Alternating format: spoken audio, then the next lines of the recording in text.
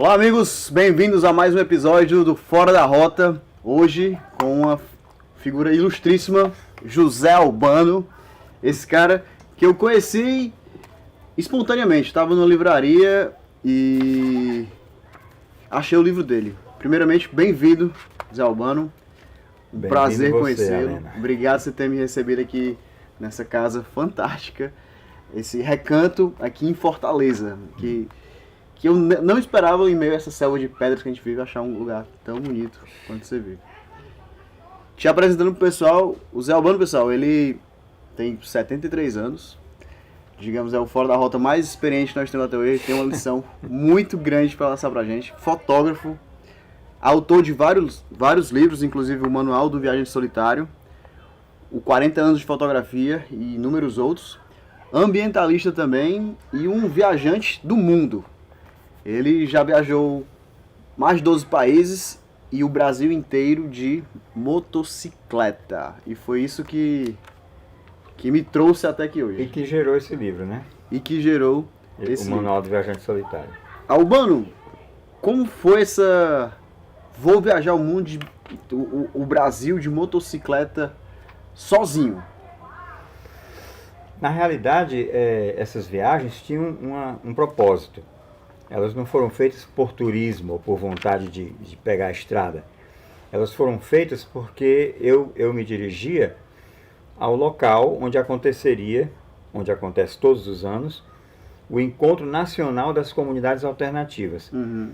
E sempre é na zona rural, sempre é num outro estado diferente, todo ano muda, e são lugares bem escondidos, bem inacessíveis. E os dois primeiros eu fui de ônibus e foi muito difícil chegar nesse lugar. Uhum. Muito difícil. Com mochila e bagagem, era uma coisa infernal, andar a pé e não tinha... Aí eu digo, no terceiro que eu for, eu vou na minha moto, porque eu vou até a porta do encontro, entendeu? Em alguns dos encontros eu entrei com a minha moto, eles permitiram, e botei ela do lado da minha barraca. Aí eu tinha, né, acesso à minha bagagem e tudo, sem problema. Então a história veio daí. Eu já tinha feito uma viagem antes na moto, Uhum. uma viagem meio desconfortável, aí resolvi estudar o assunto, mandei buscar um livro específico sobre como viajar de moto. Bill Um livro nos Estados Unidos. O nome é Bill É Bill Sturmer, eu acho. Steimer, não sei, não lembro mais. Motorcycle Touring. E o cara dava todas as dicas. Eu digo, vou por aí. A importância dos livros, né? Um livro. Exatamente. Aqui na tua vida. Conhecimento é poder, né? Você tem conhecimento, você pode fazer as coisas. Então eu descobri como fazer e no fim de 20 anos viajando assim, eu resolvi fazer o Manual do Viajante Solitário, que não é uma narrativa das minhas viagens. Na realidade é um manual sobre como viajar de moto. Uhum. Mas eu cito coisas que me aconteceram para mostrar que tipo de coisa pode ocorrer na estrada. Você até me falou por que eu tinha lido o Manual do Viajante Solitário se eu não sou motociclista. Você não é motociclista. Eu falei, mas Albano, tem todo um contexto filosófico, tem um conceito por trás. Até destaquei alguns trechos aqui que tu falou. Assim, tu falou, viajando de moto me sinto dentro de um envelope, onde espaço e tempo estão em equilíbrio. Talvez por isso vive-se o aqui e o agora tão intensamente. Qual tua perspectiva sobre essa vida na cidade e tuas experiências nas tuas viagens? Bom, eu já optei por morar um pouco fora da cidade. Eu moro na periferia. Agora a cidade está se deslocando um pouco para o lado de cá, mas eu já me defendi com um terreno muito grande. Então não vou ter o vizinho imediato, já não tem essa ameaça para mim, né? Agora, se ainda a densidade de população ainda é rarefeita, aqui você imagina 42 anos atrás, quando eu vim. Nossa. Não tinha nada. Não tinha nada. Não tinha nada. Eu era o fim da linha, era a minha casa aí. Não tinha nem eletricidade. A gente teve que pagar 3 postes para poder trazer eletricidade até a casa. Uma energia tão fraca, que era periferia, que a gente usava lâmpada de 110 volts. Uhum. Nos bocais de lâmpada, porque a energia era tão fraca que com a lâmpada 110 aí... Não dava. Aí a lâmpada ficava sim, forte, porque você estava dando 140, 150, Tá certo que a lâmpada durava pouco, durava 2, 3 meses, ela queimava. Mas nos dava luz, pelo menos, né? E tu também morou nos Estados Unidos, né, Albano? Isso. Tu foi lá estudante, fez teu Eu mestrado. fui estudante, isso. E me conta como é que foi sair dos Estados Unidos com $300 e ir pra Europa. E como foi esse ano? Assim? Bom, Isso inclusive é uma pergunta da Julie Lima. a minha ideia era conhecer o que eu pudesse. Como o dinheiro era pouco, eu fui com uma mochila e um saco de dormir, não tinha uma barraca. E foi engraçado porque eu fiz uma pesquisa em Nova York nas empresas aéreas. E quando eu entrei na KLM, que foi onde eu terminei comprando a passagem, que era mais barata, Uhum. a moça do balcão, a atendente lá, quando me viu entrar com a mochila, ela disse assim: outro jovem para dormir no Fondel Park. Eu digo, como assim? Ela disse, o Fondel Park em Amsterdã é o lugar onde jovens mochileiros dormem. Eu digo, deixa eu escrever o nome aqui, escrever aqui. Aí eu já fui com o endereço do Fondel Park para eu poder chegar lá com a minha mochila, meu saco de dormir e encontrar a moçada. Então esse tipo de dica, né, tá atento para uma coisa que é dita aqui, ali você aproveite tudo. Esse Fondel Park para mim foi uma abertura para os caminhos da Europa, Uhum. porque eu já encontrei pessoas que estavam viajando, vindo da Itália, vindo da Espanha, vindo de Portugal, e já diziam, em Paris tem um lugarzinho para você dormir também, que é embaixo do Pont Neuf, lá, tarará, eu já ia anotando, então as coisas vão dando certo porque você vai... Isso foi em 72. 72. E o dinheiro acabou, teve uma hora que acabou, eu não tinha dinheiro para ir ao restaurante, eu tinha um fogareiro a álcool onde eu preparava um macarrão, uma sopa, um ovo cozido, uma sardinha com batata, alguma coisa. E eu não tinha dinheiro para pegar trem, nem ônibus, então eu andava de carona. E eu não tinha como pagar hotel, nem pensão, nem porra nenhuma. Então eu dormia embaixo de ponte, eu dormia em parque público. Quando Sozinho? chovia, não, só ou às vezes acompanhado de outros mochileiros. Mas assim, não tinha nenhum amigo. Ocasionalmente aconteceu de eu me acompanhar, mas a maior parte da viagem eu fiz só, realmente. Uhum.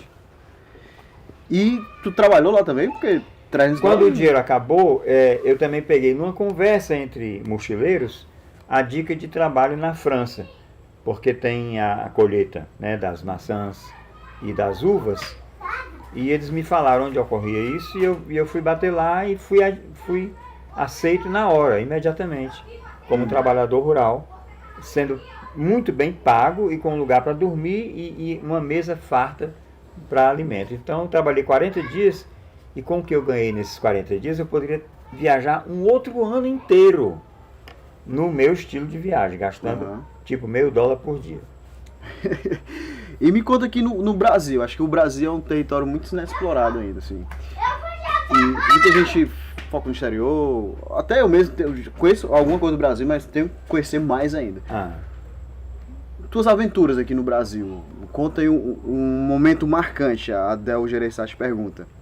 O que te motivou já influenciou, mas um momento marcante que você teve aqui no Brasil, que você pudesse eleger um.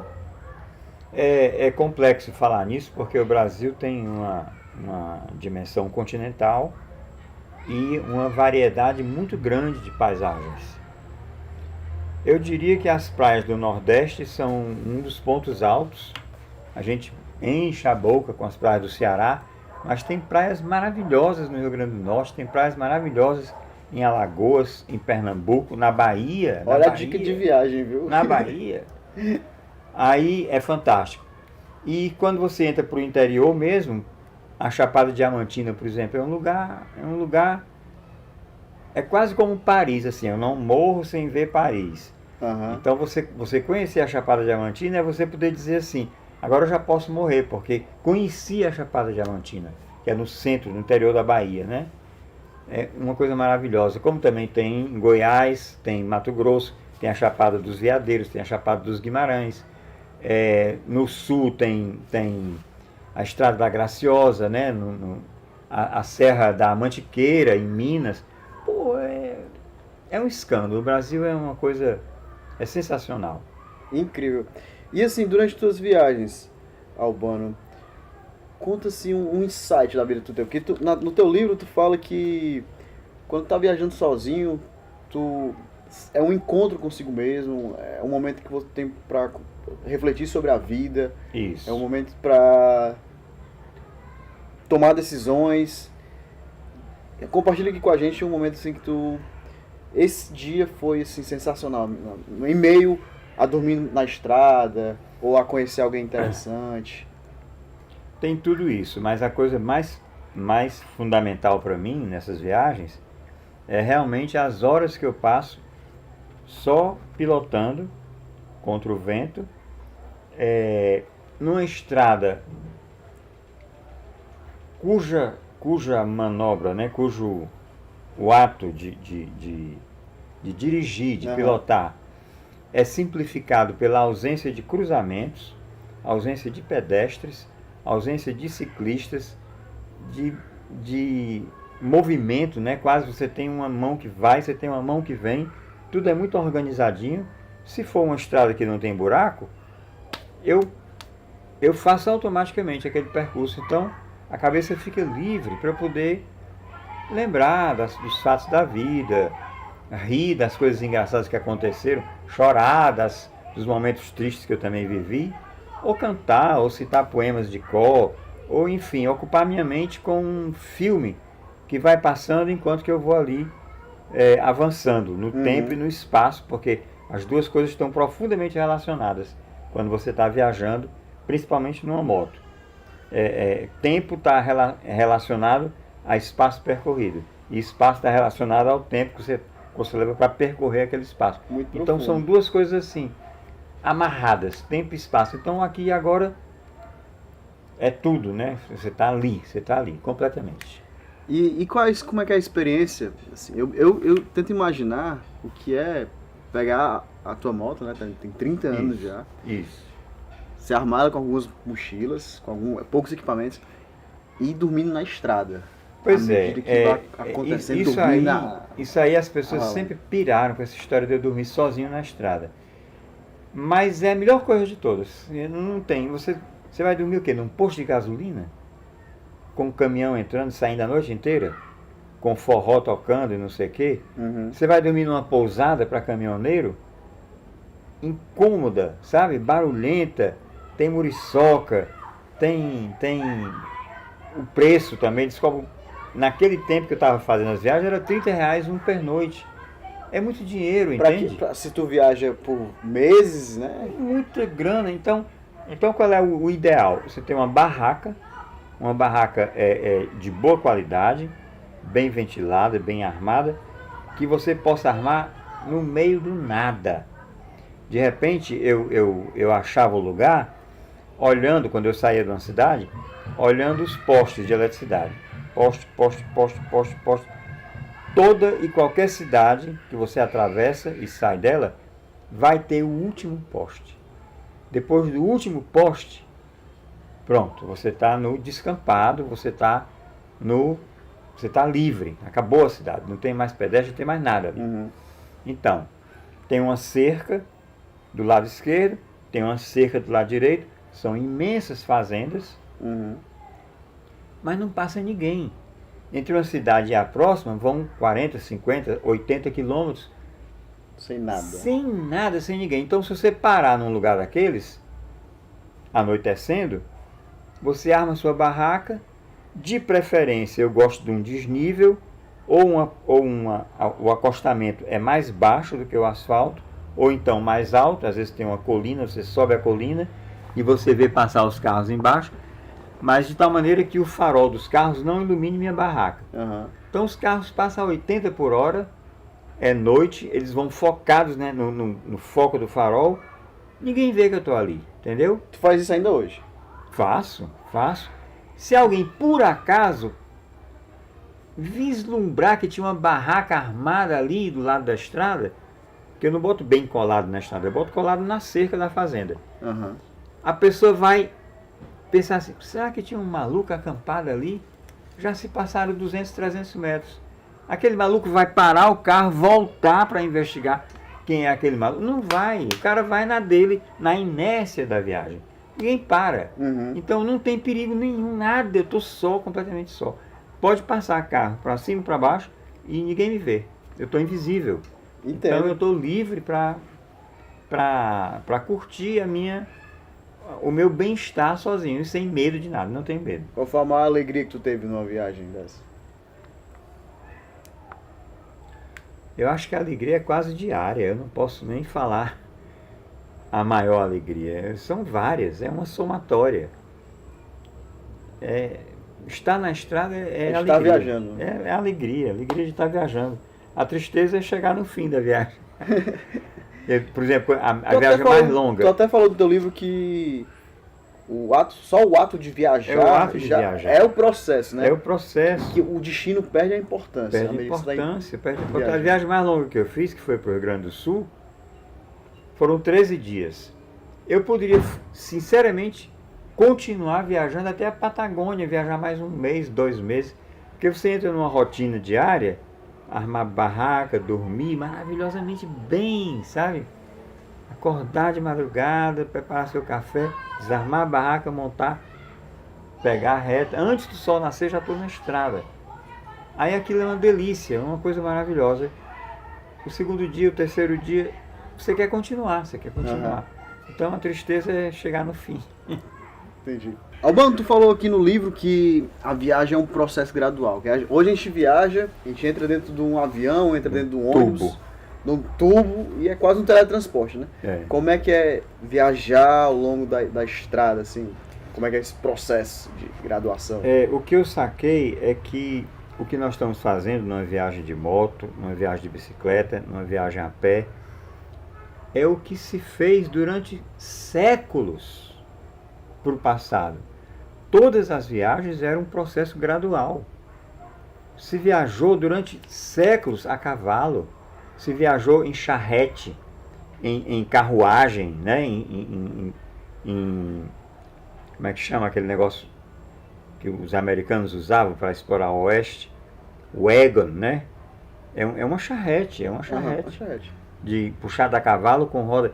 Então, a história de parar para dormir, a história de fazer a comida ao longo do caminho, e a história de gradualmente você ir avançando nos quilômetros e conhecendo. Vendo a paisagem mudar, interagindo com as pessoas locais, vendo a linguagem mudar, a maneira de falar. Como é que é isso? Aqui é de noite e de dia, no Cariri é de noite e de dia. Você entra na Bahia, já é outra canção, que a língua tem outra entonação, e você vai gradualmente avançando na sua viagem. Então isso para mim é você voltar à tradição do que a viagem sempre foi antes da era industrial, do avião e dessa loucura de você, né, entrar num lugar aqui e simplesmente não ver passar o caminho e você pousar num lugar a 3.000 quilômetros de distância. Um livro que eu possa citar? Você recomendaria que nós lêssemos? Eu falei para você do Aldous Huxley e do livro Ilha. Esse livro para mim teve um impacto muito grande. É um livro que eu já li 2 vezes, vou ler a 3ª vez, porque é um romance na realidade, mas é uma coisa construída para lhe dar o melhor da cultura ocidental e o melhor da cultura oriental. A ilha é uma ilha hipotética, né, assim, imaginada na Indonésia, que foi para onde se mudou um médico inglês com grande cultura humanística e tudo que ele tinha. Uhum. E lá ele influenciou as pessoas para o modo de pensar do Ocidente, o modo de agir do Ocidente, a cultura, a ciência do Ocidente. Só que ele absorveu o que o Oriente tinha a ensinar.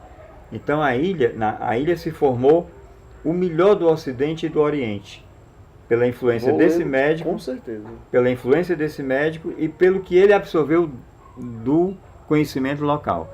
Então é um monumento esse livro, é um barato. Vou ter nem dúvidas. Ilha do Aldous Huxley. Vou deixar o link na descrição se eu encontrá-lo. É. O Pablo Matos perguntou o seguinte: qual seria o conselho que você daria para um jovem que está seguindo a carreira, que precisa se arriscar mais? Você pudesse falar com o seu eu de 20 e poucos anos, 30 anos, de 18 anos, que talvez seja o seu caso, está assistindo agora, o que você falaria para essa pessoa? É complexo, porque o jovem ele não tá isolado, ele não é dono completo da sua vida. Muito depende do tipo de família em que esse jovem está inserido. Muitas restrições vêm dos pais, que têm medo, que querem segurança, que investiram, né, no crescimento do filho, que esperam que esse filho um dia possa ter um retorno na velhice deles, dos pais. Tem todo um esquema aí psicológico de interação que nem sempre o jovem é dono do destino dele, entendeu? Eu, por acaso, meu pai morreu quando eu tinha 11 anos, então eu já fiquei liberado dessa pressão possível do pai, da exigência, né, sobre o filho homem. E a mãe era muito liberal e uma pessoa que botava fé. Uma pessoa que desde a infância da gente que deu a chave da porta da casa. Podia voltar a hora que voltasse. Ela não ia ficar na cadeira de balanço esperando o último filho voltar. Nunca fez isso. Ela confiava. Então, eu fiz inúmeras viagens de bicicleta, por exemplo. De 2, 3 dias. Pra onde? Com amigos aqui nos arredores. Nos municípios vizinhos e tal, né? Paracuru, não sei o que, Morro Branco. Esses lugares. E tinha um grupo de amigos que fazia isso e tal. Ela jamais impediu, jamais tentou frear, jamais teve o tal do medo. Se teve, guardou para ela, né? Não criou nisso uma exigência. Então, a pessoa que botava fé. Então, isso ajuda muito. E a outra coisa é você ter uma autoestima na qual você se empodere da sua decisão de fazer o que você quer fazer. Então, bota o medo para longe e cria a coragem de enfrentar o mundo, enfrentar as opiniões de parentes e amigos e dizer, eu vou.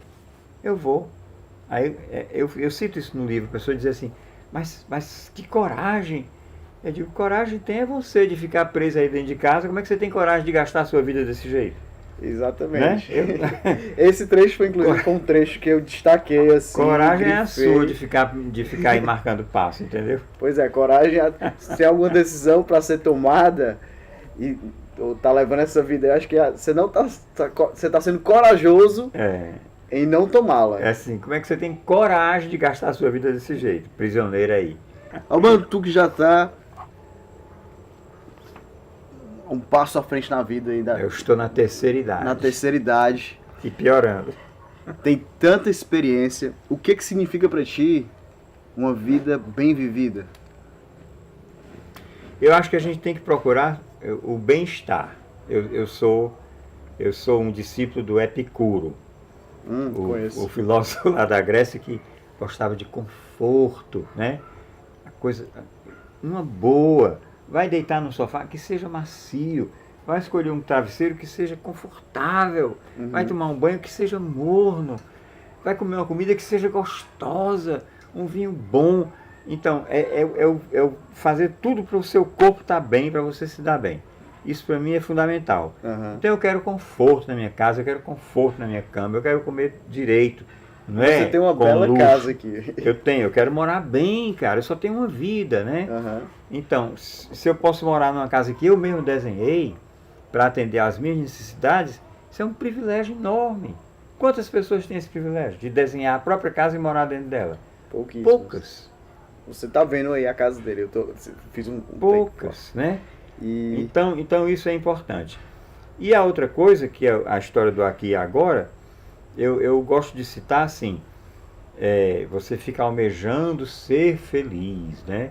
A felicidade consta disso, daquilo. Quando eu atingir isso e aquilo, eu vou ser feliz. Não é isso. Isso aí não funciona. Você não procure essa felicidade como um objetivo, um grau, porque isso aí não vai rolar. E eu gosto de citar uma entrevista que fizeram com a atriz Tônia Carreiro. Era um repórter, a entrevista teve vários assuntos e no fim ele perguntou assim, Tônia Carreiro, você é feliz? E a resposta dela para mim foi fantástica. Ela disse assim, meu filho, eu sou feliz várias vezes por dia. Aí eu adorei isso, porque a meta é que o meu chá esteja gostoso, entendeu? Aham. Eu vou parar aqui, tomar uma xícara de chá, eu sou feliz nessa hora. Fica no aqui agora. E tu Eu vou tomar um banho quente, morro no meu chuveiro, no meu banheiro charmoso, eu estou feliz naquela hora. Então é a soma desses momentos que é a felicidade. Achei entende? fantástico. E assim, eu entrei em contato com o Albano, pessoal, por telefone fixo. Porque Isso, eu não tenho você celular. não tem celular. Não. Eu sou o único brasileiro que não tem celular. Nunca teve e não quer ter. Não quero. Aham. Incrível, incrível. Albano, só posso te agradecer demais por essa entrevista. Acho que você trouxe muitas lições que eu vou digerir, quem está assistindo vai digerir ainda. E te dou a palavra, você dá uma palavra final e um adeus. Adeus não, até um breve, porque a gente volta aqui no teu próximo livro, quem sabe. É possível. Eu não sei, eu acho que eu priorizo algumas coisas assim. Por exemplo, eu acho que nós somos seres sociais. Perfeito. Eu seria infeliz se eu vivesse só. Tá certo. O casamento que eu idealizava como uma coisa para a vida durou 10 anos e desmantelou. Desmantelou. Ficaram mágoas? Ficaram ao ponto de eu nem procurar outro. Então virei um divorciado solteirão. Então, eu seria uma pessoa infeliz se eu me adaptasse ou se eu me resignasse a essa solidão. Então o que eu procurei? Procurei contactos, procurei morar junto de gente. Adotei um filho, a filha do meu casamento, foi morar longe, foi morar em São Paulo, casou por lá, não volta mais. Somos amigos, nos visitamos, mas ela mora lá e eu aqui. Então eu poderia estar, sei lá, deprimido, sozinho aí, choroso, ou então vendo a vida de segunda mão, como é o caso de uma pessoa que fica vendo televisão, novela, filme o tempo inteiro para ocupar um vazio. Então eu estou aqui morando com 9 pessoas, são 3 famílias que têm filhos pequenos, eu sou o grande avô e tal, então eu cuido das pessoas, eu ajudo, eu estou interagindo numa rede social real, não é virtual, é real, e para mim isso é uma... Rede social real. Real, é. Que expressão fantástica. É, porque a outra é virtual. Virtual você precisa de um aparelho para ter acesso, né? E a vida real não. Você faz uma merenda pro seu neto aqui e é um barato estar com ele 1 hora conversando. Como é que anda a sei lá sua o quê, vida, entendeu? a sua rede social real? Real, é. Grande insight. Então eu acho que se eu puder resumir, a vida vale a pena se você puder ter isso aí. Essa rede, viver em rede e se sentir necessário, se sentir atuante e, por que não dizer, querido também. Eu quero bem e eu sou querido. Muito bem. Albano, um prazer gigantesco recebê-lo aqui. Muito obrigado por ter me recebido na tua casa, essa casa fantástica. E muito obrigado mais ainda pelo que você me ensinou hoje. Pessoal, esse aqui foi mais um Fora da Rota. Não se esquece de deixar o like, comentar aí embaixo, se inscrever no canal e ler também o livro do Zé Albano, que eu estou deixando aqui na descrição, e levar essa mensagem para os seus amigos e familiares, né? Até o próximo.